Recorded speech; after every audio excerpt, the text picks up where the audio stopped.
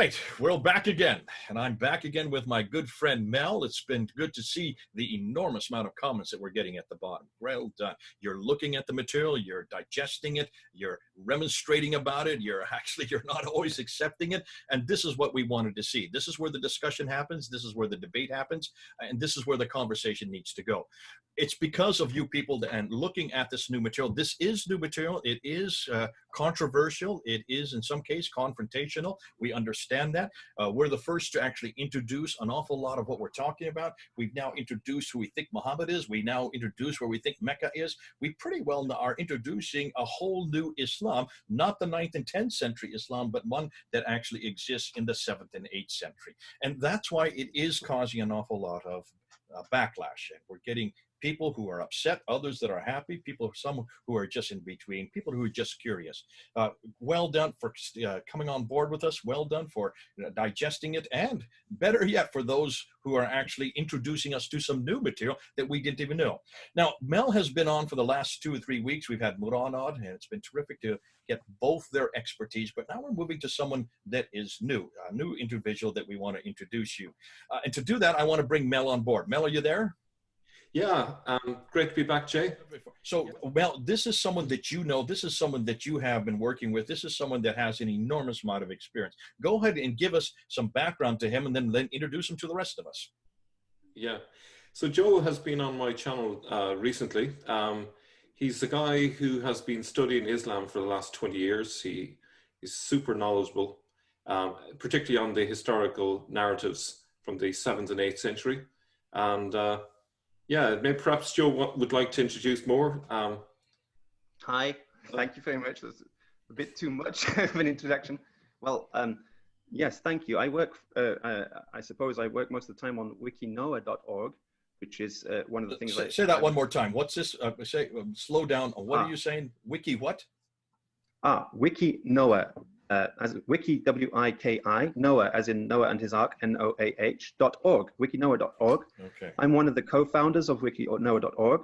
It's a project run by actually the nascent Sanhedrin project in Jerusalem, and it's for original research on instances of commonality between Judaism and other religions. So we encourage original research in this on this website. It's like a Wikipedia wiki, but we love original research. That's what we want. We want original research and new ideas on explanations of instances of sort of commonality between Judaism and other religions. And we don't want the explanation, it's just a coincidence. we want theological, sort of philosophical discussions, historical discussions, research and things like that. And so we have this project which is going on right now, which is Islam's Origins. I'd like to invite everybody to come to look at that as well and get involved in that if you've got something to add to. And so that's the project, that's a website which I'm involved in most of the time. Well, Joe, it's great to have you on board. It's great to have you with us. I'm kind of finally to meet you. I've heard about you. Mel's been talking about you. I think what Mel and I would like to do this this evening now, for especially, is to have you go and open up this real hornet's nest concerning the name Muhammad.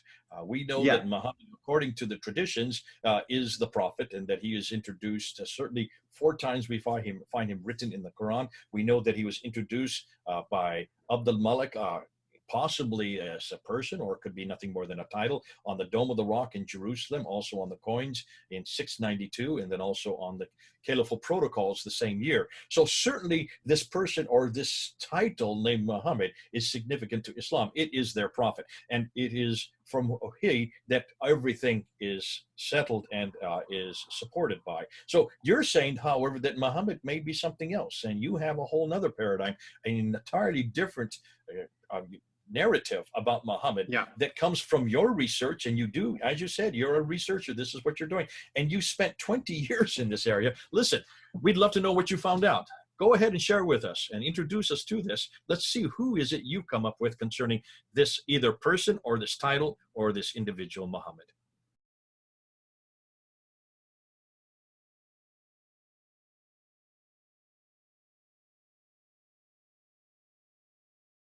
Okay, well, thank you. So, first of all, I think it's important to distinguish the period of time we're talking about in the 7th century and the early 8th century, especially 7th century. We're really talking about not Islam, but what I call proto-Islam.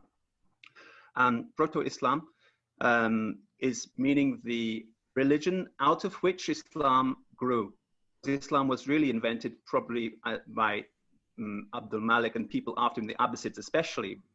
But there was some religions, plural, which amalgamated or fixed it together somehow to create Islam. But there are certain key points which come from one or two of those religions, which we're going to call proto-Islam.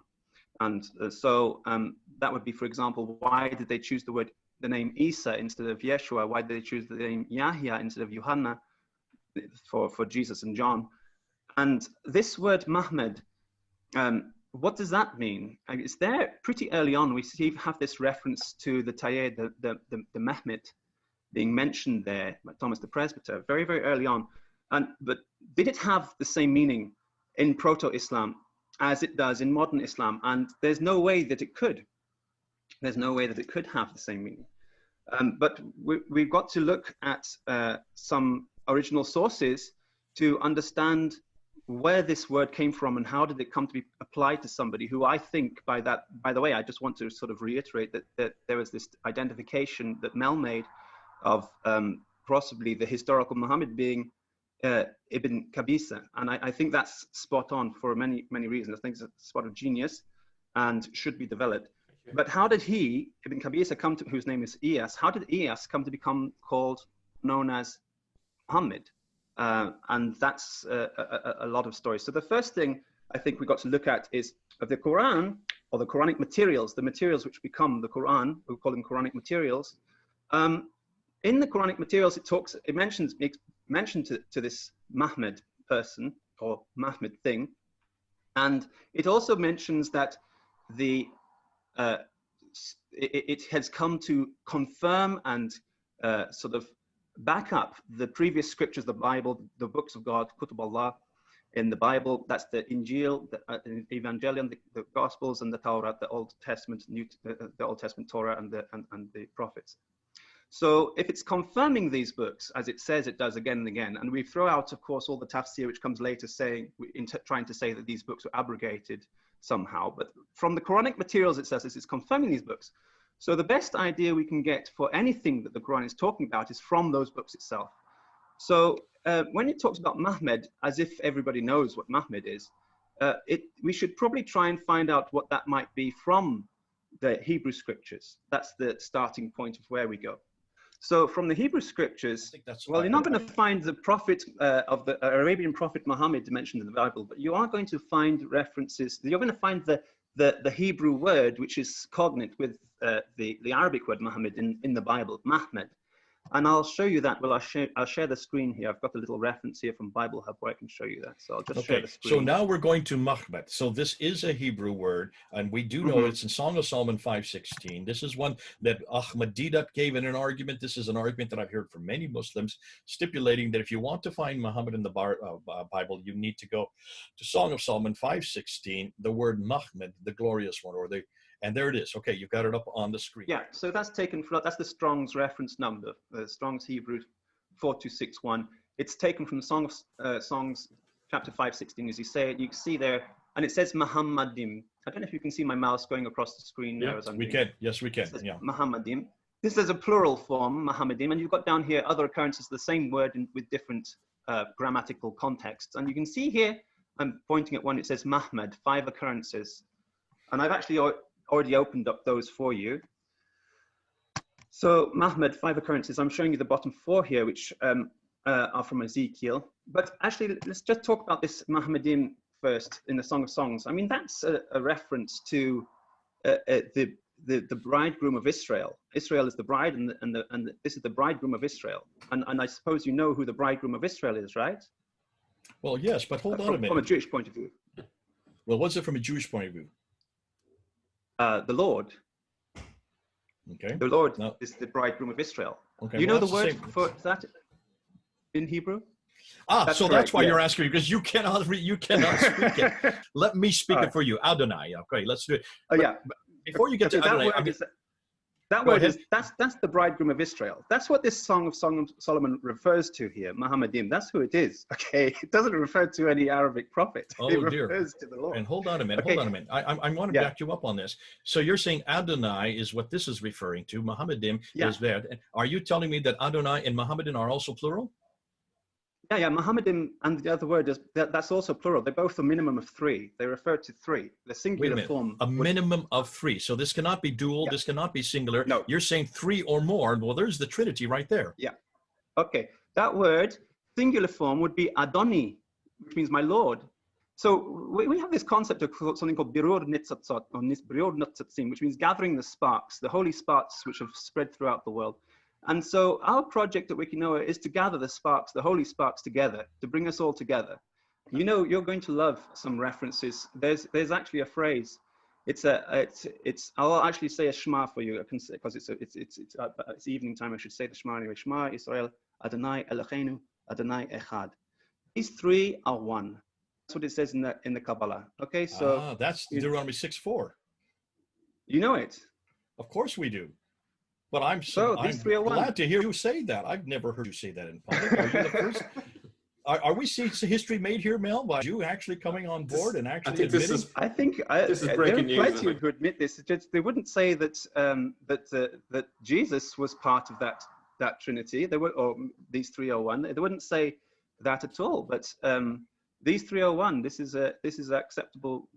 This is acceptable point. And I hear what you're saying. All you're doing is you're following the evidence where it takes you, and that's what you do on this Wikinoa. You're not sitting there to interpret it. You're just putting it out there. You're letting us come to our conclusions on it. And listen, we're going to sit there and come to conclusions, but I'm also excited because Muslims are going to have to deal with this now, because Muslims always take me back to Song of Solomon 5:16, and they say this is categorical, this is referring to our Prophet Muhammad, when in reality, this has nothing to do with Muhammad. This is actually to do with God. And it's not just any God. It's not a God who is one as a monad. It's actually God who is 1 in 3. And it's the same God that we see in Deuteronomy 6:4. It just gets better and better and better.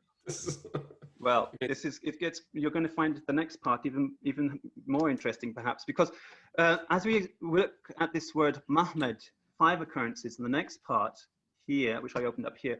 This is from Ezekiel 24:16, Ezekiel 24:21, and Ezekiel 24:25, and Hosea 9:6. And these are prophecies. The word MACHMAD is used, specifically MACHMAD. And it's you know the story of Ezekiel. Ezekiel's wife was killed. You remember that? Mm-hmm. You know. Yeah. So he says, I'm about to take away from you the desire of your eyes. God says to Ezekiel, and his wife is taken away. He kills his wife, dies, and he says, like that, so will the desire of Israel be taken away from their eyes. The pride of their eyes will be destroyed. And it's talking about the temple of Jerusalem, which is destroyed, and also the treasures of the temple they were sort of stolen, and all the treasures of silver and the gold and everything was taken out of the temple, and it was ransacked, and then it was trampled by the Gentiles for a period of time.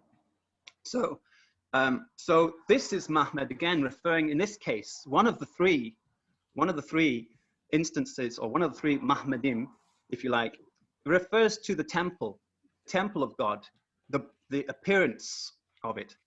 And this is how this word came into Proto-Islam. Now, Proto-Islam is really what Gnostic kind of Christianity is. Very important. It's kind of a mixture of Gnostic Christianity and Judaism. But Gnostic Christianity is very important in Proto-Islam. This is where the words Isa comes from, where the word Yahya comes from for Jesus and John. And this point here, referring to the Muhammadim as the bridegroom, of course, in Christianity, the bridegroom is Jesus Christ. There is actually a reference to that.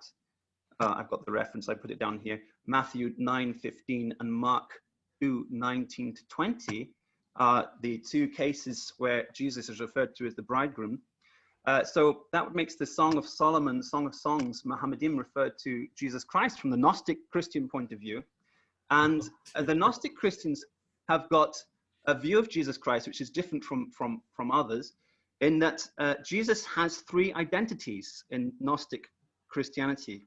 Those three identities being the luminous spirit, okay, the luminous spirit, the crucified appearance, and the I believe it's messianic role, the role of the Messiah.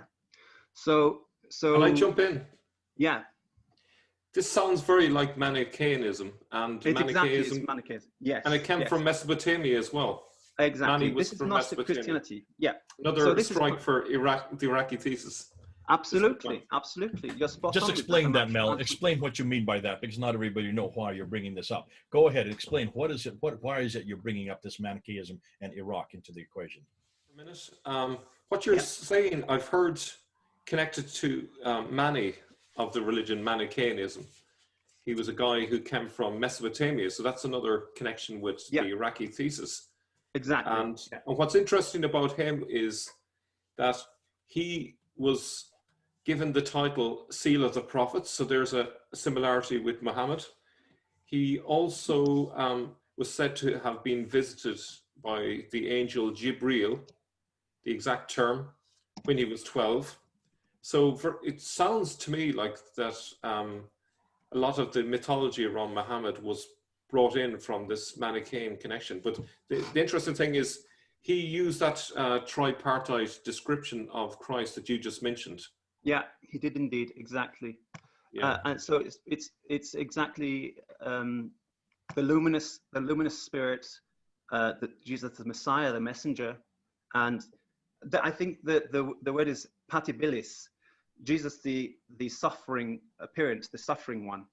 So that's quite interesting because so this would be the Muhammadim. This would be the three from the Christian point of view. Of course, the Lord is Jesus Christ. So so the Muhammadim would be Jesus, but one of the Muhammads in Jesus, in the Gnostic Jesus, would be the suffering appearance, which is why we have reference in the Quran when it says that, so what if he died, was slain? Are you going to turn on your heels? And it's reference to Muhammad. What if he dies or is slain? Are you going to turn on your heels? At the same time, it says concerning the Rasul, the messenger, Messiah, they didn't crucify him, neither did they kill him, but it was his appearance, that they killed. It appeared to them so, which is again saying, so they crucified his appearance, the patibilis, if you like, from the Manichaean point of view. They crucified the suffering's appearance, but they didn't crucify the Messiah, because the Messiah is the Ahmed which Jesus gave to his disciples the night beforehand in the form of the bread and wine. He says, this is my body here. I'm giving it up for you. So that wasn't even on the cross. What was on the cross was the luminous spirit and the appearance, but the Messiah had already been given to the church, if you like, beforehand. So the Messiah continues the work from the Gnostic point of view. This is obviously not Christianity as we know it, but from the Gnostic point of view, the body of Christ, the church, continues the work of the Messiah until they're reunited again at the end of time.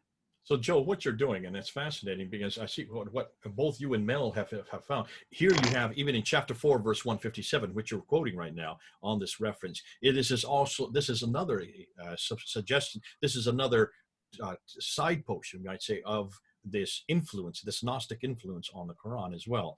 And that's why this Manichaean background, this Gnostic background, which, fascinating, as Mel's pointing out, these Manichaeans are way up north. They're way up in places like Kufa and in Baghdad, in that area, which is hundreds of miles away, far too far away. But that's probably where the Quran was then introduced. We're saying this, Joe, because we're also finding out that the Quran probably was put together up there as well. Now, listen, Joe, this is all so exciting, and there's an awful lot of material, and I see now we've only done one of the 4 that you want to get to.